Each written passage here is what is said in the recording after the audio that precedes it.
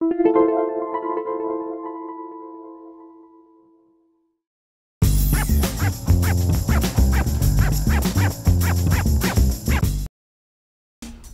to MyLITV. From Manhasset to Montauk, we have traveled our communities to bring you the following events. I'm your host, Waldo Cabrera. MyLITV starts now.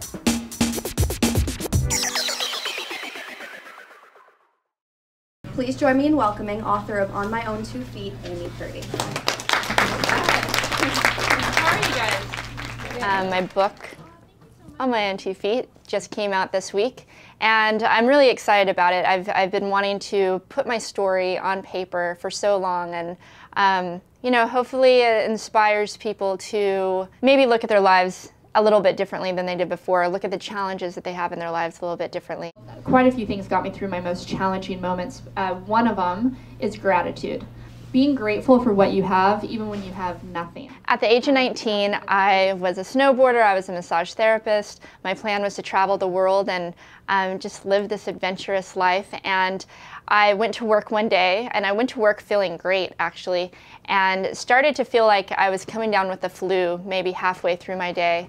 But within 24 hours of that first flu-like symptom, I was in the hospital, I was on life support, given less than a 2% chance of living, and come to find out it wasn't the flu at all, it was something called bacterial meningitis. Over the course of 2.5 months, I ended up losing my spleen, my kidney function, the hearing in my left ear, and due to the septic shock that my body went into, I ended up losing both of my legs. At the time that I lost my legs, I was very aware that it was going to happen. I was in a coma for a while, and then when I woke up from that, I knew that my legs were in bad shape and the doctors were doing everything they could to save them. My life was on the line, and it's interesting how you can put your life into perspective at that point. I was worried about my legs, yes, but that wasn't the biggest worry on my plate. Being passionate about snowboarding is what helped me move ahead, because I was determined to figure out a way to do it again. So when I was in the hospital, I made a goal that I was going to snowboard that year because I had never missed a year of snowboarding, and I wasn't going to miss that year.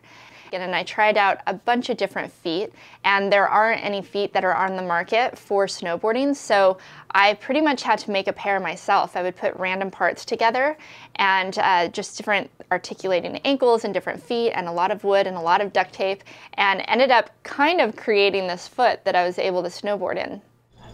For me, just knowing how difficult it is to be a dancer. I was a dancer once upon a time, and you know, the sentence dancing without legs just doesn't belong. It just doesn't belong together. Being on Dancing with the Stars was amazing. It was one of the most challenging and exhilarating experiences that I've ever been through.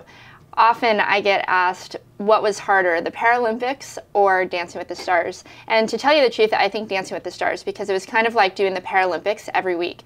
Every single week, Derek and I had to go back to the drawing board and figure out what kind of legs to use. We had to overnight legs and test different legs out and just see if we could get the movement that we needed to get. At the beginning of the week, something would seem impossible, but by the end of the week, we would figure it out. Her story is a testimony to everybody to, you know, not let anything get in your way and not let anything stop you. You know, just reading the first few chapters of her book, I'm inspired to do as best as I can.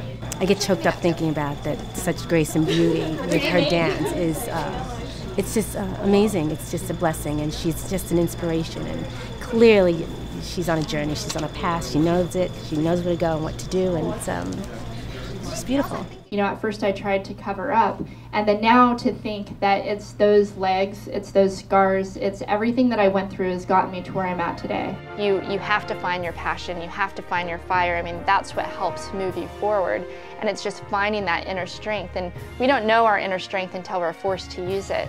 So that's really why I wanted to write this book as well, is I hope that, you know, maybe somebody out there can relate to it and can relate to some of the challenges and say, hey, you know, she's been through this, she's been through so much, but she went on to live an amazing life. Maybe I can do that as well.